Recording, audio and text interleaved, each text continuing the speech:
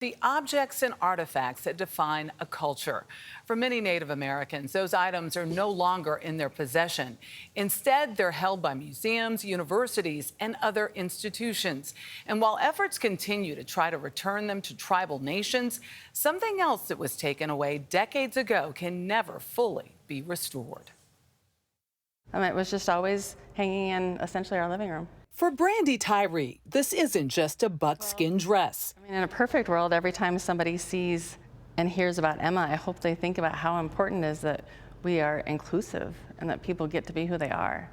It's an artifact made in 1903 by her great-grandmother, Emma Sandsaver, which was donated to the University of Montana by Tyree's mother.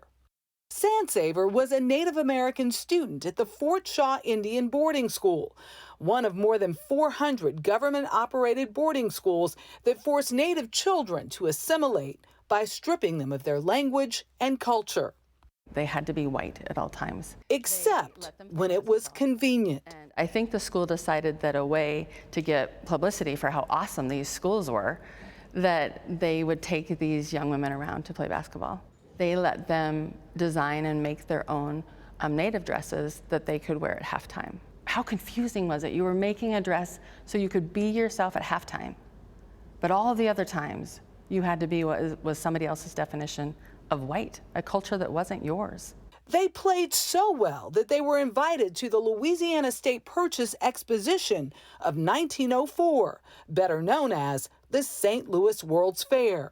Sandsaver and her teammates defeated every opponent and were coined champions of the world.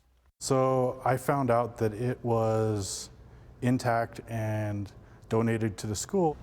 And so it was on display there, and I was kind of blown away at that point. Teacher Cody Munson, a first-generation descendant of the Salish tribe, among others, uses what has become known as Emma's dress as a teaching tool. It's something that we can visualize and see. Now at the University of Montana, the school's anthropology department preserves the artifact.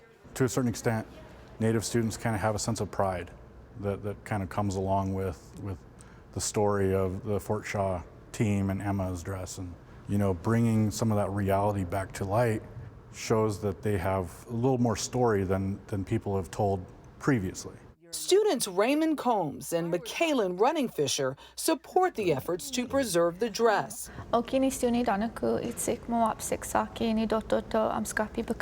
just introduced myself in the Blackfoot language. My Indian name was given to me by my grandpa, and it means shining eyes woman. That has been passed down generations. So when I do introduce myself, I do say it proudly. Runningfisher says her grandparents and great-grandparents were forced to attend boarding schools, which makes her work here even more meaningful. There are protocols with how you enter and exit and introduce artifacts into the room that they're being kept. Yeah, so for everyone it's different. Every tribe is uniquely different. When I go in there, I have to protect myself. So I smudge myself with sage and put that protection with dealing with these objects, you know, coming in there with the right mind, the right heart, being respectful. It's really important to acknowledge that these objects are important, you know, talking to them and making sure, you know, like, I'm here to take care of you and I'm gonna bring you home because you're gonna be at rest eventually. This brings up the difficult conversation around repatriation. Recent reporting found that the remains and funerary objects of more than 110,000 Native American, Native Hawaiian, and Alaskan Natives' ancestors are still being held by museums, universities, and federal agencies. That's despite a 1990 federal law calling for the items to be returned to descendants or tribal nations. I maintain that's maybe 20% of what has actually been stolen. They're everywhere. They're in private collections, they're in universities, they're in museums, and half the time they're not even displayed. So what are you doing with those remains? It approaches the macabre. Many of these institutions still hold in their possession pieces of history that don't belong to them. Yeah. I mean, my first thought is, and it might be naive, but it's just crazy to think that we do that. Like, why? I mean, heck, if I borrow a friend's sweater, I want to make sure they get it back right away, right? So why do people need to keep something that's not theirs? I think All these artifacts, they need to go back to where they belong and where they're honored and cherished and people can learn the history about them. One thing I'm most proud of my parents, especially my mom, she's worked so hard for this, is that this is a collaboration for all of us to learn. And it feels like we would have Emma's permission. The University of Montana currently holds 67 Native American artifacts.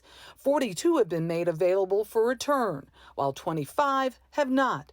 The university says it will continue to partner closely with tribal historic preservation officers and the Tribal Cultural Heritage Board to ensure repatriation. The sacred artifacts are stored protectively and can only be seen by those given official permission, as we were with Emma's dress, which is building a bridge between the past and the future. When children come and see it, what do you hope they take away? I hope it makes them curious, to dive into the curiosity of what they're learning in school and how much more there is to learn and different places to learn. Also, just when they come visit here, they're on a college campus, so I hope that inspires them to dream their big dreams. But yeah, just to be curious and to question history. Question history. You know, part of the challenge of returning some of these objects is the fact that there is no distinct tribal affiliation. They're still trying to figure out which tribes own these pieces of history. And so the University of Montana has been working to, establish relationships, other entities across the country, same situation. It's good that they're having the conversations. I think we've said that before. You hope that they can find who those belong to and start returning. And just to see the dress in person, right? Not just see a picture of it, not just hear about it, but just to It's touch on it display. yeah, exactly. That's important too. Yeah.